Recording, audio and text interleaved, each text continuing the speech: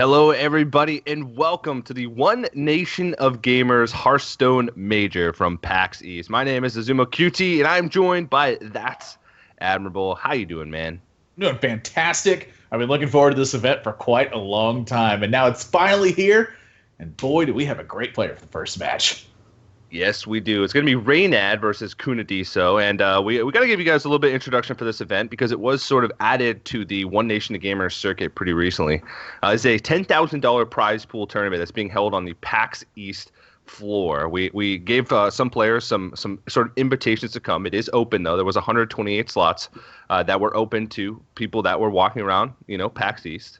And it is, like I said, $10,000 prize pool with 43 Hearthstone Championship Tour points to give away. So, a true Hearthstone major. So it's going to be, a lot of great action. Of course, this does play into the One Nation of Gamers circuit as well, since the winner of this major does get a spot at the PAX Prime One Nation of Gamers 2016 circuit Grand Finals, which is going to be happening at PAX Prime at the end of the year. So, lots of great stuff, Admirable. This is going to be an exciting weekend full of matches.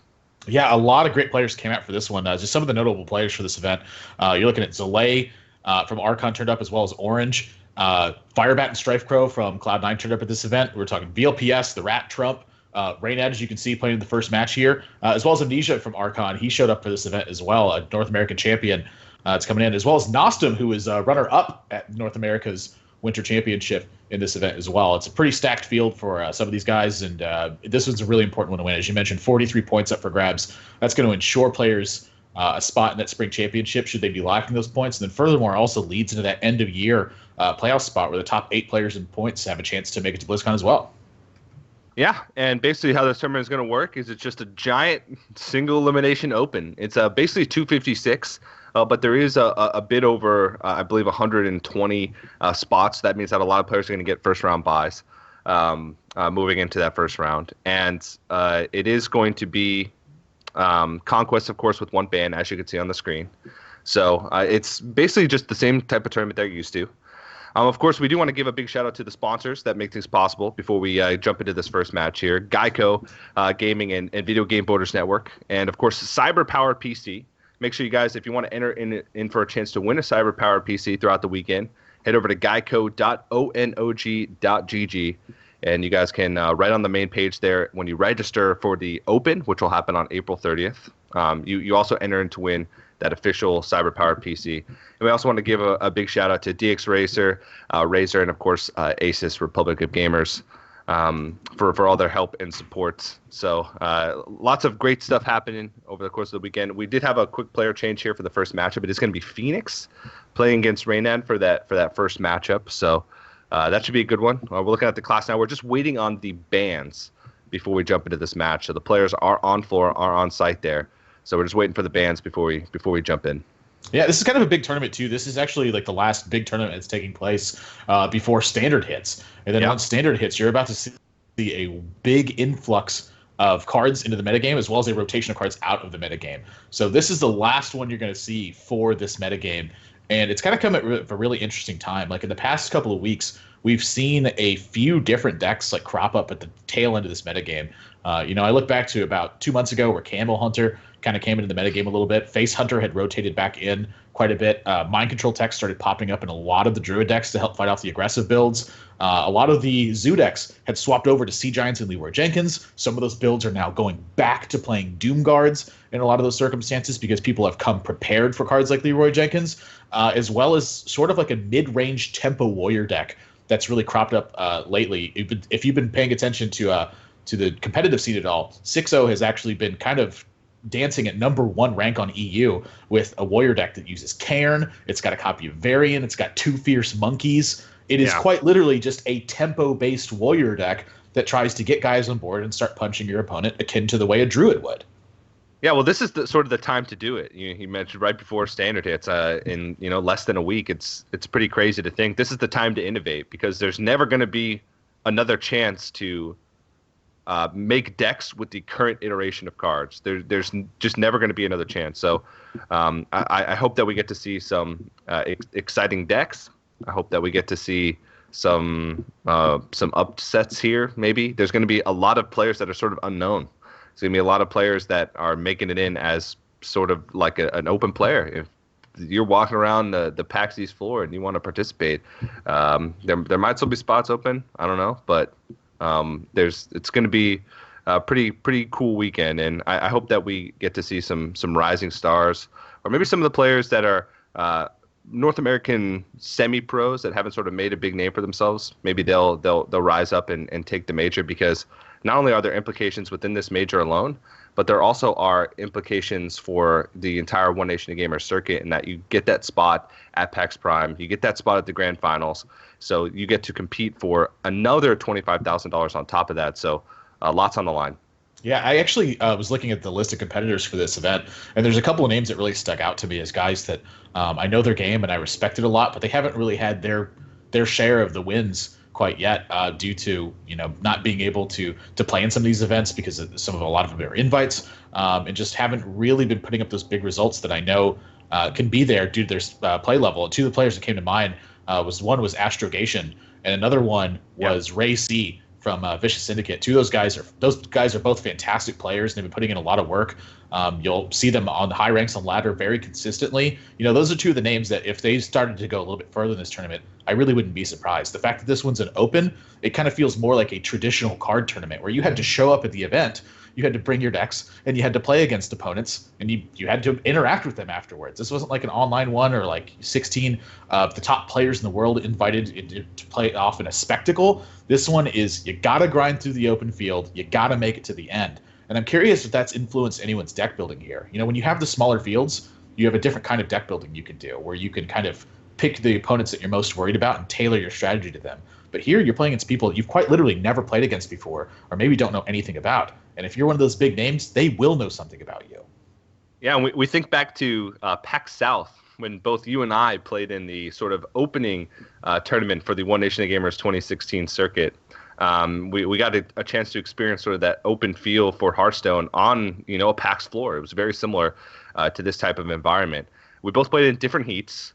We both had, we played in a vacuum. We didn't talk with each other, and we both ended up bringing the exact same decks to that little tournament. So there are decks that a lot of people tend to bring when they don't know what their opponents are going to bring, and those are like the best decks. I think we brought like Patron Warrior, Druid, and something else, and those are sort of the end all decks for open turn. At the time for those types. So I'm curious to see what those decks will bring, because I'm sure a lot of the players that are sort of favorites, the more known players, a lot of those guys will have similar deck lists where they're going to be bringing the best ones. And Reynad might be that. Druid, Zoo, Aggro Shaman, those are some of the best decks, the quote unquote best decks right now. So it's going to be interesting to see if those decks hold up, or if some of the decks that these open competitors are going to bring are going to shake things up and maybe put a stop to those the top four at the moment. Yeah, bans coming in now. Reynad's Warrior has been banned out, where Phoenix's Warlock has been banned out. And Reynad's lineup is actually something I wanted to talk about with Druid, Shaman, Warlock, and Warrior. If I was going to recommend a lineup to somebody for a tournament, regardless of who they were, this is the lineup I would recommend, is these four classes.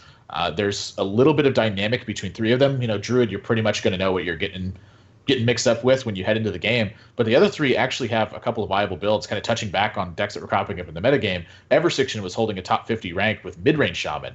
And Amnesia started playing the deck. He did the same thing. He had moved in the top 50 players on ladder with mid-range Shaman as well. And I actually think it has a good matchup versus Aggro Shaman. So that's something that's really interesting to consider. Along Phoenix's side, Hunter, Paladin, Shaman, and Warlock. Really like the Warlock and Shaman placement right now. Again, it's going to be in my top four classes. Paladin has a deck that we've seen secrets dominate before. I think a lot of pro players tend to shy away from this deck because it's more based on the power of its draws and the power of its individual cards rather than its decision making. And then Hunter is always kind of a tricky one, where if this deck goes ignored, it always seems like it's a big force. But if somebody comes prepared for Hunter, it can kind of be sort of a problem. And I think that's really what's influencing Phoenix's ban here with the Warrior, is that he knows that might be a poor matchup for his Hunter build.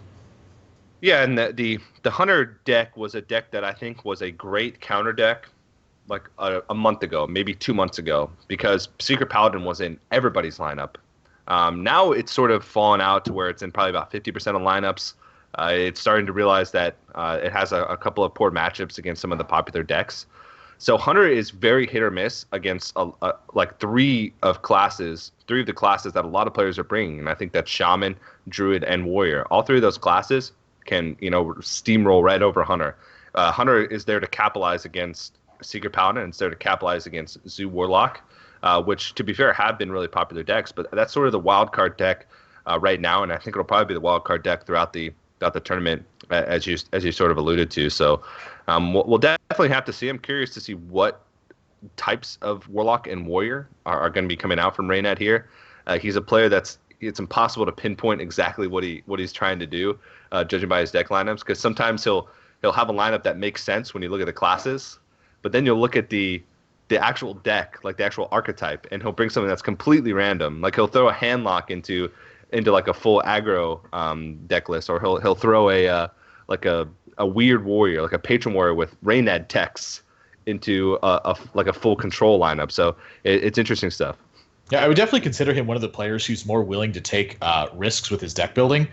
And that's something that's necessary to win tournaments at times. I mean, when you're competing against players who are of excellent caliber, or sometimes the players who are a little bit unpredictable, having that unpredictable measure of your own can work against both of those fields that are in there, as well as just the fact that if you have a card in your deck that's unique, you put it in there for a reason. You didn't just stick it in there because you've thought about the implications of what that card means and what it's trying to accomplish within your builds. And Reynad is certainly, I think, one of the guys who's, like I said, more willing to take risks in these kind of events. I think back to 2014 in the EU playoffs for the BlizzCon spot, where he brought Aggro Rogue into his lineup, and that was like completely unexpected. I don't think there was a single player that expected Aggro Rogue. And while it didn't necessarily perform very well for him, the point that I'm trying to make here is he had a distinct plan with that Aggro Rogue. He had a game plan in mind that was intended to target certain kinds of strategies, and sometimes it just doesn't work out. But when those risks do pay off, that's what you're looking for. You're looking for those big moments where what you did stood out against everybody else. And I think a lot of players, myself included,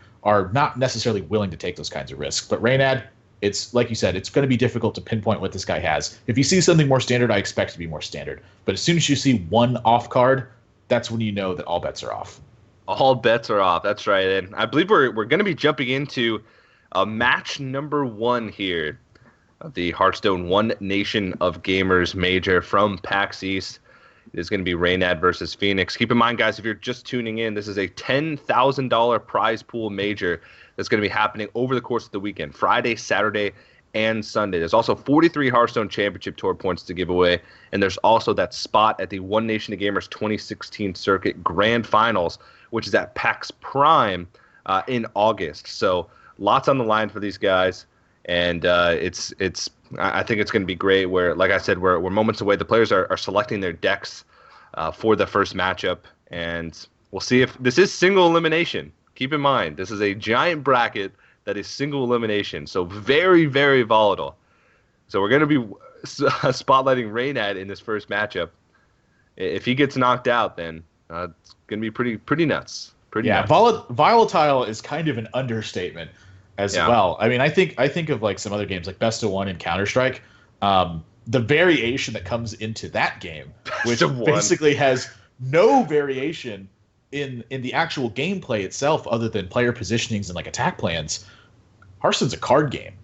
You can come with more prepared strategies, but that's kind of the beauty of the game. It's like the double-edged sword, where on one side you know that you have the favorable side of things, but sometimes, even though you have the favorable side, you just lose anyway. And it's outside of your control that you lose. And so how does that influence people's future decisions and so on and so forth? Like, it's a big building process. The guy who wins this tournament almost certainly is not the best player at the tournament. It's just the one who had the best performing lineup and the guy who performed the best today.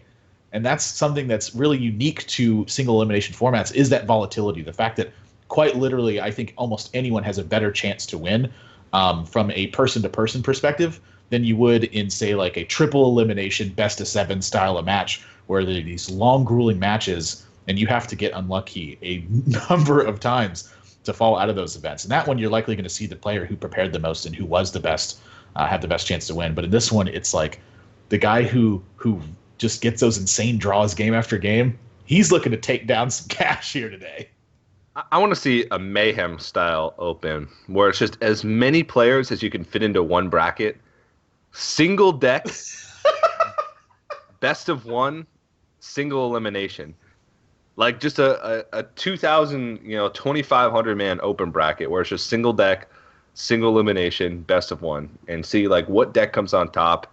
If like a player with having to play in, I don't know, was that 14 rounds or something ridiculous like that, a player that has to go 14-0 with a single deck, like what kind of variance that has, what deck comes out on top, what player comes out on top.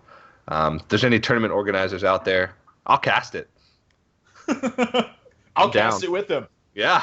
I'll just ride the coattails of TJ's success. We call it the Mayhem Open. There you go. Boom. It's already got a name. All right. Well, it looks like we are going to be jumping into the first match here in just a second here. I know I've been saying that for like 45 seconds, but this is live from the PAX East floor. So this is pretty cool. If you are, in the area, or I guess you have to have a PAX badge. But if you're watching this on your phone from a corner in PAX, then head over to the actual booth and watch it live, you pleb. Do it exactly what TJ said, regardless of what he actually told you to say. It's going to be Aggro Shaman versus Zoo. Reynad's open. You got an Argent Squire and Ruby Egg, 2 power overwhelmings, Sea Giant and the Coin, versus a Leopard Gnome start for Phoenix. He's also got Earth Shock, Tunnel Trog, Lava Shock, and Totem Golem back behind with this one. And this is looking like it's going to be a great turn for him. Earth Shock, of course, a great answer for that one. And a little bit of Tunnel Trog action. Reynad finds himself a little bit behind on board, but Zoo is one of those decks that it usually takes to about turn 4 to solidify its board presence. And with Nerubian Egg, Power Overwhelming, and now with a freshly drawn Implosion, it's looking like he's got a good chance of taking control of this one. Yeah. And this matchup is pretty crazy. There's a lot of swing turns that can happen. It basically comes down to how much minion damage and how much board control the Shaman can have, like going into like turn 4. Because after turn 4, a lot of times their board's not guaranteed, and if they can get 15 plus damage on before turn 4, turn 5, then they're in great shape because the Warlock's probably got to tap. A lot of their cards become unplayable. They have to sort of go into a race scenario. Ooh, and that is... yeah. Wow. Second Urshock drawn from Phoenix, too. I think a big influence of the decision Reynad had this turn of implosioning here is the fact that Phoenix is almost never going to have a second copy of Urshock in this deck. Like, I've seen players trim the one that was included in the early iterations of this build. Phoenix has brought 2 of them, so he's going to be able to rip this Nerubian Egg apart. And then Reynad also got super unlucky to roll this 2 on Implosion, and that 2 plus this second Urshock, I think might have been enough to push this game out of control. Yikes. This is as bad as it can get. And even the Spell Power Totem, which sort of gets rid of the chance to even Power Overwhelming the Egg. It's not going to get into Rubian anymore, but even just Power Overwhelming the Egg to not have to give up one of your 1/1s in order to do that could end up being a pretty big deal. He does end up getting a 1-mana Sea Giant down, but I think it might be too little too late. We'll have to see. He does get that Voidwalker out, so he is going to be able to block the attacks of these Leper Gnomes. He's going to have to draw into some burn, but there's plenty of burn in this deck. Yeah, it's Lava Shock with the Spell Power Totem. You take out that 1/3, and then these 2 ones are just going to keep going face. Leper Gnomes are so scary when they're left unchecked. I mean, that's the big power of this card, is if you play it early on and your opponent can't manage to just deal 1 damage to these guys, they're going to get in for, you're looking 4 to 8 damage apiece on those cards. And with Reynad already at 15 and Warlock Hero Power being kind of like the bread and butter of this class, the fact that Phoenix has attacked very early on, got some good RNG at the start of it on that Implosion, plus drawing the second Urshock, I think this one is just over. I mean, not only that, but he's got the Taunt Totem out for the Sea Giant. So Reynad's race potential is just lost at this point. Yeah. And there's not really much he can draw at this stage. I mean, he can hope to pick up like an Implosion and then hope that Phoenix draws into minions and 0 burn, but that's just really, really unlikely at this point. And even then, it's not going to really be enough to come back and win, I don't think.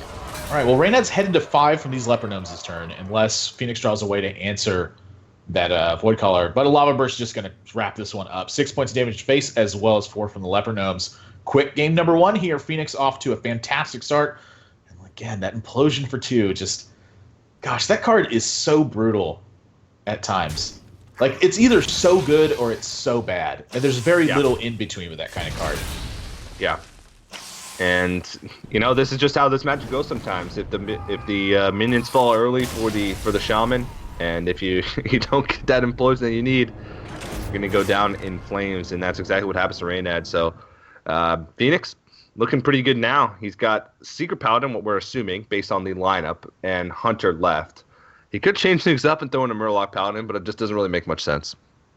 Yeah, the Murloc Paladin I think would be like a really interesting choice at this point. I mean, we saw a lot of this deck early on. Amnesia actually he won North American Championships with it, but he brought that deck kind of again in a small field where he understood the 7 opponents he was playing against and could more tailor a strategy around those opponents. Or in the open, you can't do stuff like that. So bringing a Murloc Paladin, I think, is just kind of like suicide in an event like this because there's just so many decks that steamroll it that are just good decks in general that it's tough, I think, to justify bringing it to an open like this. But I've seen players do stuff like that in the past. I mean, again, this is it being an open event. Players have a tendency to just bring their favorite decks. That's not uncommon to see in situations like this. But I'm anticipating Secret Paladin. I'm anticipating a very aggressive style of Hunter given the Warrior ban. Yeah. It could be like a Flood Paladin or an Aggro Paladin. Those are never sort of out of the question. Those are 4 Murloc Paladin cards, but they're also 4 mid-range Paladin cards. Yeah, mid-range Paladin, if you remember back to the One Nation of Gamers feature tournament, which just happened a week ago, feature tournament number 2, Dog actually won and was bringing a mid-range Paladin in his lineup. So that is definitely something to note, but we see the rest of these cards, and looking like a Murloc Paladin. Yeah, that's full-on Murloc Paladin at this point. The Solemn Vigil and Doomsayer are really big giveaways to the fact that this is a Murloc Paladin deck. Not only that, but we also saw Nyman bring mid-range Paladin to the European Winter Championships, where he actually took down the whole thing playing mid-range Paladin, something you don't see a lot in tournaments recently, but a couple players have been having big success with it. Doomsayer, always great tempo for the Murloc player. I think it's one of the key cards of the deck. Reynad very smartly plays Haunted Creeper into that Doomsayer. Just getting any presence on board afterwards is super important. Mm-hmm. Drawing 2 cards for 2 mana. Feels good. Yeah, so, I mean, there could be a plan to this, because Murloc Paladin does do well against control, but the Warrior, it sort of goes against what you're trying to ban, because with his other decks, it feels like he wants to ban Warrior. But Murloc Paladin does really well against both types of Warrior, Patron and Control. Patron can, sort of, like, tempo it out of the game if you get good draws and Patrons early before they can draw into equalities. But I feel like this deck just seems weird. Maybe it's just a deck that he's comfortable with. Maybe it's just a deck that he likes and enjoys. And that's always, being comfortable with your deck choices is always important in Conquest. But it's just a little bit weird. But I'm actually kind of excited to see it. I always like Murloc Paladin. It's got a lot of interesting decision, and it can punish a lot of decks that players tend to bring a lot to these types of tournaments. Yeah. Consecration is one of those cards that can punish this too. Reynad loses all but 1 minion on board. But Doomhammer, great follow-up to this. This is representing 16 damage, now 14 damage over the course of 4 turns. And with Crackle and with Lava Burst in hand, this is a lot of burst damage. So Phoenyx is going to have to figure out a way to get past this hump. And if he manages to do that very well, you're looking at pretty smooth sailing for him past that point. He's got True Silver Champion in hand. He's got plenty of backups. Second Doomhammer drawn. Oy, that one's rough. That's the second piece of really bad luck that Reynad has seen so far this series, and we're only 2 games in. Yeah, but at the moment, Reynad feels like he's still on track to for a game victory before we get to land hand's turn. Because even though heal for 8 is a lot, he's still doing at least 4 more damage per turn, and of course that doesn't even account for any of the burn that he already has in his hand. So he does represent lethal next turn, even with a mediocre Crackle roll. So we'll definitely have to see how this is going to play out. But I still feel like I'm leaning a lot towards Reynad in this matchup. Phoenix is going to go ahead and True Silver Champion, and it is headed straight to that totem. I believe that's the correct play. Yeah. Up to 16. So Reynad, that could... So 4, 8, 9, 10, 11, 12, 13, 14, 15, 16. That's lethal. Yeah. It's guaranteed lethal. Even if he rolls a 3 on Crackle, that's still guaranteed lethal. Yep. And Reynad's going to do the math, because we role play as Reynad here for a moment, you're thinking that your Crackle rolls 3 100% of the time. So he's just going to make sure that that's going to be guaranteed. And it should be. I guess maybe testing with Crackle first and then reevaluating if you're not absolutely sure. I think he's just triple and quadruple checking his math here, simply because there's no reason not to. Like, you have the time to triple check and quadruple check your math, and humans make mistakes. I mean, I make counting mistakes a lot when I'm playing on ladder. Is he considering? Oh, he's slow rolling. Is he slow rolling? I think he's slow rolling. There's absolutely no reason why why he would hesitate there. I wonder if like maybe there was like a client hesitation or something, like maybe his client froze or something like that. That seems really uncharacteristic for Reynad to have intentionally. So I don't think that's an intentional slow roll. Interesting. Well, both players taking wins with Aggro Shaman. Not really too much of a surprise there. Definitely a strong deck right now in the current format. So, Druid Warlock remaining for Reynad. We saw that it's a Zoo Warlock, and we can probably guess at least 28 of the 30 cards in the Druid deck. And Phoenyx with the Murloc Paladin. Now, Murloc Paladin does poorly against all three of Reynad's decks. It's going to struggle to find a win. Well, against the Reno deck, if it was ever Reno, there's like a pretty decent chance, I think, for that one. All you have to do is not run into the burst variation, and you have some time to make something happen. But given that it is Zoo, Phoenyx is going to need such a good opening hand to dismantle the assault from Reynad. We're talking like turn 2 Doomsayer is going to be paramount in that matchup if it gets to that point. And Druid, I've played this matchup so much on the Druid side, and I always feel very comfortable in this matchup. The only times I don't feel very comfortable is when my opponent gets an early Doomsayer to offset something. They can follow it with True Silver Champion, have Wild Pyromancer and Equality on a turn when I have 2 threats out, and then also have big heals and Aldor Peacekeepers to follow up with that to keep saving off my pressure. I mean, they have to have such a good pan out of their hands. And not only is Reynad playing Druid versus Paladin here, but he's also got a Wild Growth. And this is one of the most advantageous spots that Druid finds itself in. And he's got a copy of Harrison Jones in his deck, which is, I just mentioned True Silver Champion. He has a great counter to True Silver Champion now. Yeah. So Reynad opts to Keeper of the Grove, the Wild Pyromancer here. And I'm not sure if that's maybe he's trying to bait out the True Silver Champion with it, but you're really not going to find too much more value from Swipe other than 2 minions. And Keeper of the Grove has a lot of great targets. Doomsayer, and you can...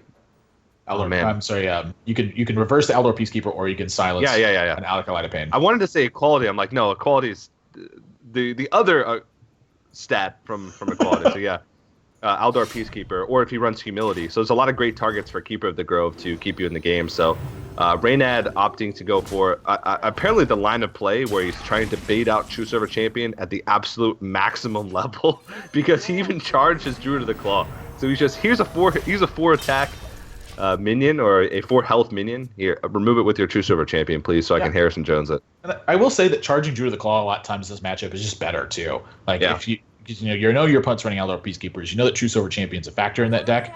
Charging it just deals more damage, I think, on average. But in this situation, he has the added benefit of having a Harrison Jones behind it. So 2 Bluegill is going to answer that. But that is a lot of cards over to Reynad. Plus, he's got initiative on this board. Yeah, and like you said earlier, this matchup just feels so comfortable from the Druid side because even if they remove all your stuff, you still just reload. And from a certain point in the game, you're just always threatening combo damage. And a lot of times that means you're always threatening lethal. And you just have a lot of removal to get rid of their stuff that's going to block you. If they use Lay on Hands, that's a turn that they're not removing anything. Even though they're healing for 8, a lot of times that damage is completely negated by sort of those mid-range minions that you already have on the board. So this matchup a lot of times feels just like a uphill battle the entire match for the Murloc Paladin. Yeah, Sylvanas going to be the threat here. Kind of an interesting choice. Sylvanas, I've seen it kind of crop into and out of a lot of Druid builds in the past couple of weeks. I feel like the Druid builds have actually been becoming kind of volatile on their top end too, like where some people are running 2 Ancients of War. I've known some players to cut Dr. Boom at times simply to not have a target in their deck that can get BGH'd. Some interesting choices. And Sylvanas is one of the ones I think that actually operates best in the Druid mirror, is because the 6-drop leads into your opponent's turn 7 very often, which makes it so tough if you have a minion on board to either play Ancient of Lore or Ancient of War in that scenario. So I'm actually really liking this choice in open, where I would expect a lot of players to bring Druid. Yeah. Definitely true. Ooh. And combo is 21 drawn. available this turn if he wants it. Yeah. And has to sort of answer this Doomsayer since he doesn't quite have lethal. We're going into turn 8, so just playing the combo now and hoping that you have lethal next turn without it being guaranteed could be a little bit risky. A True Silver Champion is also equipped, so that'd be 10 points of heal that your opponent can get up to next turn. So probably just going to see Reynad remove here, but he also wants to develop something. He doesn't want to just leave the board in the same state that it was. So that makes things a little bit tough. He can Druid of the Claw, charge in Wrath. He can just use his spells and swipe in Wrath. He can Savage Roar. So there's a lot of options here, and I think he just wants to try and preserve as much of the burst as possible, so I doubt he'll use a combo piece. But yeah, it's possible. It's taking the full time. I'm curious if this is a Wrath for 3 or a Wrath for 1 in Hero Power. So it looks like it's going to be draw a card. Don't blame him for that one. It's going to be Pilot Shredder, attack, and add Pilot Shredder to this board. So setting up really heavily. That's such a big. This is the reason why Druid is so powerful versus these later game combo decks, is because if your opponent has a minion on board, they're kind of threatening lethal. It's something you always have to respect. And once you've used all your tools, all the Druid cards keep drawing cards. Azure Drake and Ancient of Lore continue to keep your card economy very high. And so look at this. Phoenyx just invested his entire turn into this. He still took a couple points of damage. He gets a hero power out of it. Reynad gets to draw 2 cards and make a 5/5. This is bad news for Phoenyx. Yeah.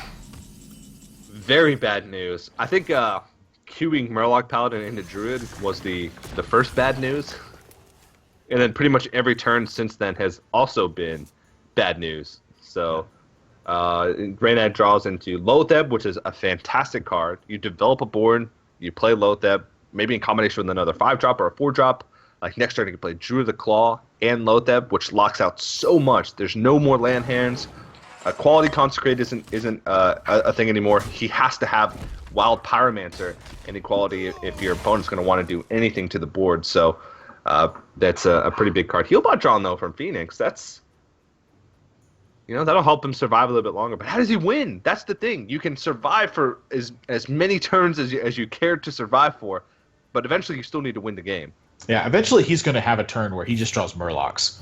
And when it comes to that point, if Reynad can pressure him at all, that's bad news for him. Ooh, does pick up a second equality here, though. And if he can happy, he's missing the Murlocs. Gosh, I don't know if he can win this one. I mean, Loatheb is going to basically win the game this next turn.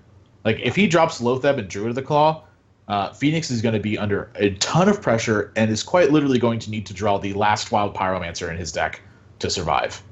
Yeah, that would have to be his next draw. His next draw would have to be Wild Pyromancer. And it's a possibility, but he's already used a Wild Pyromancer. He played that first one just on turn 2 as sort of that tempo play.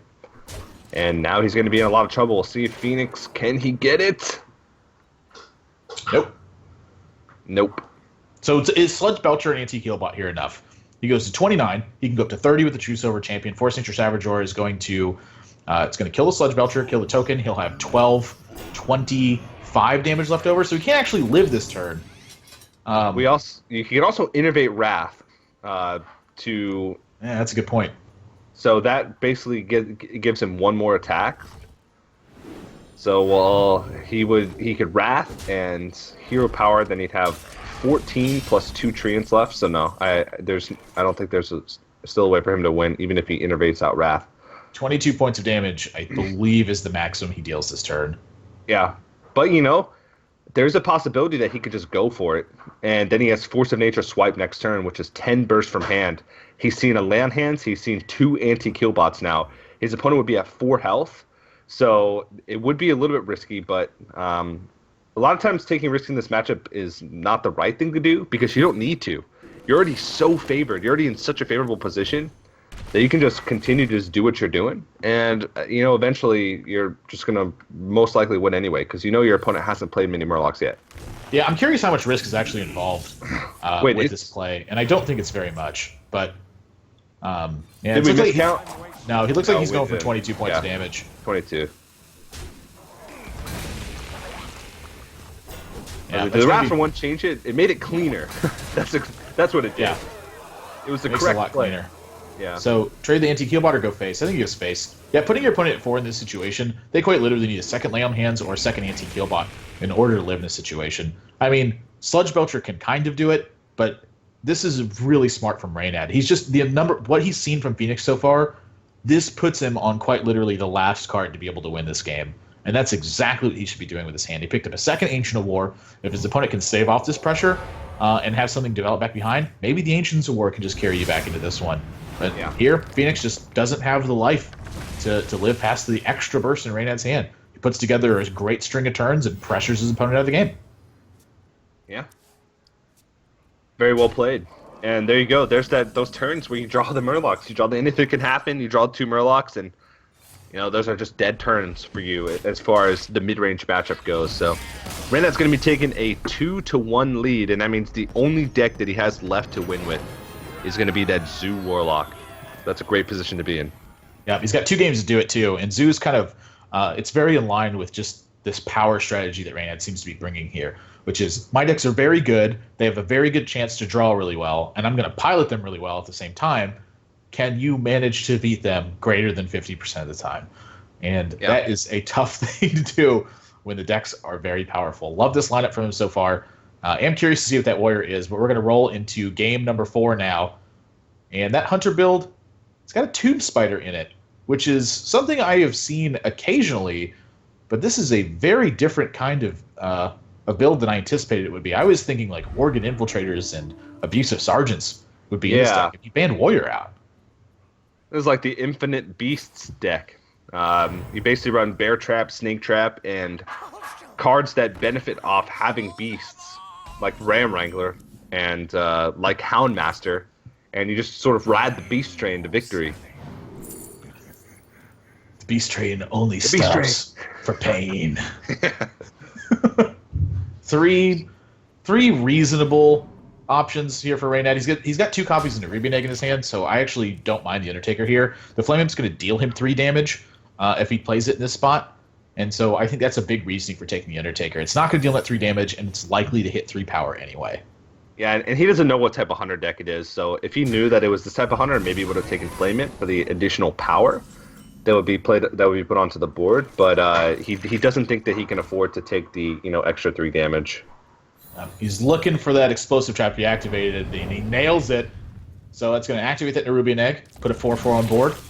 It's going to activate Bear Trap to give Phoenyx a reasonable trade here on the 1/1, and he's just going to add Flame Up to this board. So it does take his damage anyway, but that 1 drop in hand probably not going to matter too much this game. And Phoenyx, his hand's getting a little bit clunky at this point. I mean, Hunter's Mark, Unleash the Hounds, Ram Wrangler, Savannah Highmane.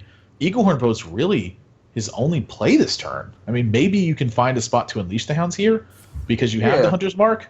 You can full clear here by throwing the Bear into the 1/1 and throwing the Hounds into the... and he'll be left with a 3/2. So having board control against Zoo feels good. I mean, that's a pretty good play. Next turn he has the Eaglehorn Bow, and then he can ride that... Ooh! Oh, Nelly. Nice. That's a good one. Right after Unleash the Hounds as well. And a decent roll for Reynad. And Tomb Spider's a pretty good one to pick up right in that. But I think this might be the kind of turn where this game starts to take sort of a turn in Reynad's favor. Yeah. Web Spinner, Scavenging Hyena, and Emperor Cobra. All those are low mana beasts, which is probably what he wants since he already has Savannah Highmane, and this is a faster paced matchup. But, I mean, all of those are just mediocre. None of those do anything on the board right away, unless you Scavenging Hyena, I suppose, puts a big threat if you already have beasts on the board that you know are going to die. But Reynad just feels like he should be in a commanding position as long as he can hold on to this board, which doesn't seem like it's going to be a difficult task. Yep. Something that Reynad's got to think about this turn is not only how Defender of Argus lines up this turn, but also how the Defender of Argus lines up next turn. If Phoenyx ends up playing a Houndmaster here, that's pretty bad news for Reynad. So I think the trade here is very justified. And his positioning, I think, is also set up really well for the Nerubian Egg. Wherever However he wants the Nerubian Egg and another minion to get Defender of Argus tier, this gives him, I think, the widest variety of options for that. So his positioning spot on, and Phoenyx has just been put in kind of a tough spot here where he just doesn't really have too many options to work with. And the Eagle Horn bows, now he's got a second one. Those are just completely stranded in his hand.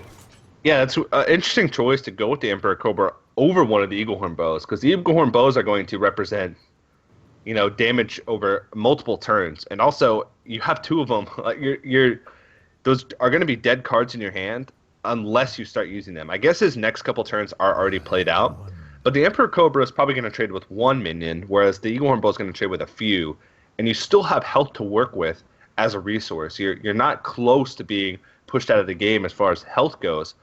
So we'll have to see how far this Emperor Cobra is going to be able to go. Maybe he's hoping Reynad will ignore it so that he gets Ram Wrangler value. But even then, Savannah Hymen just seems like the better play next turn.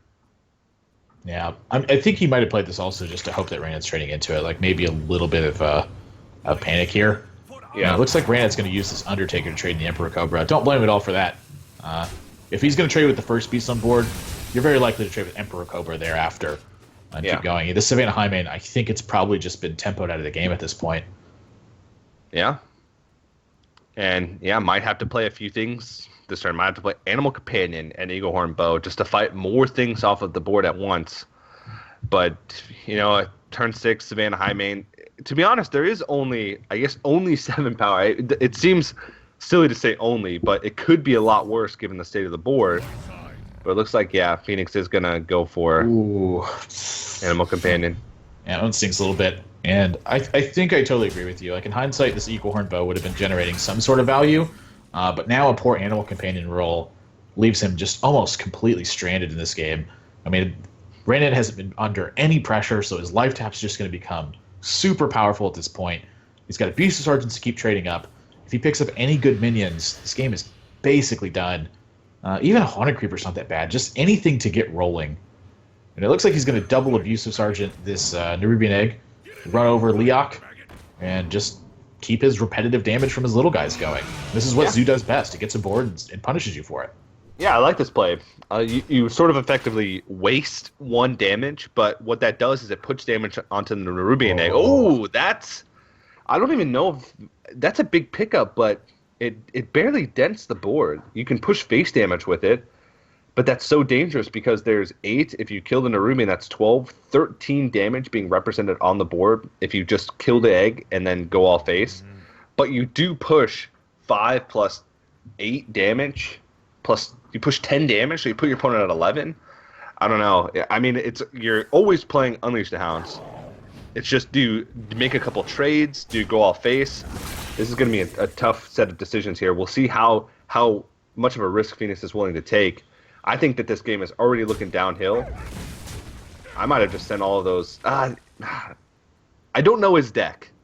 So that's the tough thing. How much burst does this deck run is the thing, and I guess probably not that much considering he decides to fully trade here. Yeah, I think the full trade, I think this one's a little bit safe, I think, at this point. Like, you're already so far behind that I think you have to take a risk at this point. Even if that risk is just to represent that you have that damage there and hope that Reynad plays a little bit defensively, I think it would have been a little bit better. Now, I don't think Reynad would have played defensively. He's got a Loatheb. So he doesn't have to worry about dying to Kill Command. But even in that spot, Kill Command would have gotten drawn. He could have prevented a lot more damage there, actually, by going face, instead of doing it the way he did. Man. Now in this situation, there's no hope to live. If he had gone face and Loatheb wasn't played, he could have had a potential lethal. So, I think knowing your deck, maybe even if he had like quick shots in there or something, I don't know. I don't know if it would have changed the outcome regardless. But it's always something to think about, always something interesting. But that is going to be Reynad taking the series and moving on further into the Hearthstone One Nation Gamers Major. And Phoenix, unfortunately, has been eliminated. Single elimination. It's a tough beast. It's a tough draw to get a well-known professional on your first match in an open like this. But that's the nature of the beast. In these single elimination tournaments, anything can happen in these ones. Reynad's only dropped game was to an implosion for 2 on a Tunnel Trog, when an implosion for 3, I think, likely would have wrapped up the game for him. But a well-played series to him, like the builds he's brought so far. Dictating the pace of the games very well, making trades at smart times to help build to bigger turns. Yeah, and props to Reynad for keeping a cool head throughout that. A lot. Throughout that. I'm sorry, I think we had a little bit of a disconnect there. Yeah, Go ahead. just a little bit. Props to Reynad for keeping a cool head over the course of that match. Getting some poor rolls in that first game, like you mentioned, and just sticking it through and 3-0ing after that first loss. So a big win for him.